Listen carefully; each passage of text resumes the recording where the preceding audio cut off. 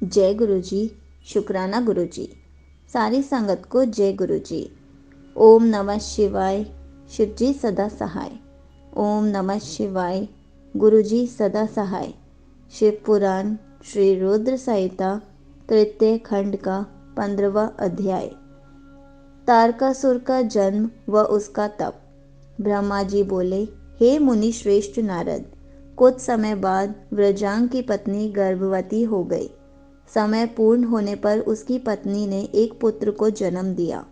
वह बालक बहुत लंबा चौड़ा था। उसका शरीर बहुत अधिक विशाल था। वह अत्यंत शक्तिशाली और पराक्रमी था। उसके जन्म के समय सारे संसार में कोहराम मच गया। चारों ओर उपद्रव होने लगा। आकाश में भयानक बिजलियां चमकने लगीं तथा चारों दिशाओं में भयंकर गर्जनाएं होने लगी। धरती पर भूकंप आ गया।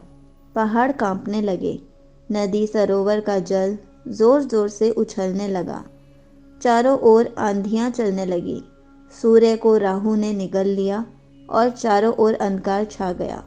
उसके जन्म के समय के ऐसे अशुभ लक्षणों को देखते हुए कश्यप मुनि ने उसका नाम तारक रखा।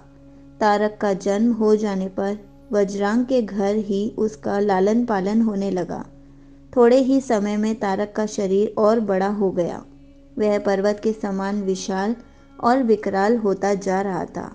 कुछ समय पश्चात तारक ने अपनी माता और पिता वज्रांग से तपस्या करने की आज्ञा मांगी। तब उसके माता पिता ने प्रसन्नतापूर्वक उसको आज्ञा प्रदान कर दी। साथ ही उसकी माता ने उसे यह आदेश दिया कि वह देवताओं को अवश्य जीते और उन पर अपना आधिपत्य कर स्वर्ग पर अधिकार कर ले। अपनी माता की आज्ञा पाकर व्रजांग का पुत्र तारक तपस्या करने के लिए मधुवन चला गया। वहां तारक ने मुझे प्रसन्न करने के लिए कठोर तप करना आरंभ कर दिया। उसने अपने दोनों हाथों को सिर के ऊपर ऊंचा कर लिया और ऊपर की ओर देखने लगा तथा एक पैर पर खड़े होकर एकाग्र मन से 100 वर्ष तक तपस्या करता रहा। उस समय वह केवल जल और वायु से ही अपना जीवन यापन कर रहा था। तत्पश्चात उसने 100 वर्ष जल में, 100 वर्ष थल में, 100 वर्ष अग्नि में रहकर कठिन तप करके मुझे प्रसन्न करने का प्रयत्न किया।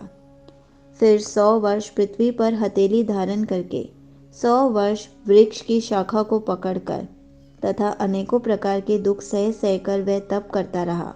इस तपस्या के प्रभाव से उसके शरीर से तेज निकलने लगा, जिससे देवलोक जलने लगा। यह देखकर सभी देवता घबरा गए। फिर मैं स्वयं तारकासुर के पास वरदान देने के लिए गया। मैंने तारकासुर से कहा, तारक, मैं तुम्हारी इस दुस्सह तपस्या से बहुत प्रसन्न हूँ। तुमने इस प्रकार कठोर तप करके मुझे प्रसन्न किया है। तुम्हारा इसके पीछे क्या प्रयोजन है? निसंकोच मुझे बताओ।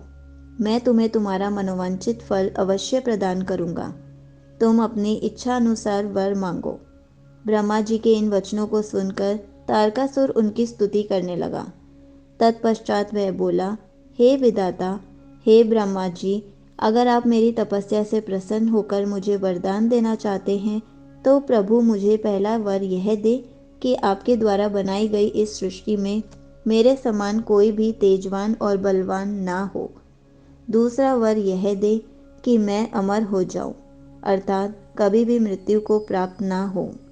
तब मैंने कहा कि इस संसार में कोई भी अमर नहीं है, इसलिए तुम इच्छा अनुसार मृत्यु का वर मांगो। तारक ने अहंकार भरी विनम्रता से निवेदन किया, भगवान, मेरी मृत्यु भगवान शंकर के वीर्य से उत्पन्न बालक के चलाए हुए शस्त्र से ही हो और कोई मेरा वध ना कर पाए। मैंने तारक को उसके मांगे हुए वर प्रदान कर दिए तथा अपने लोक में लौट आया। वर पाकर तारक बहुत खुश था। वह भी वर प्राप्ति का समाचार देने के लिए अपने घर को चला गया। दैत्यों के गुरु शुक्राचार्य ने तारक को असुरों का राजा बना दिया। अब तारक तारकासुर नाम से प्रसिद्ध हो गया।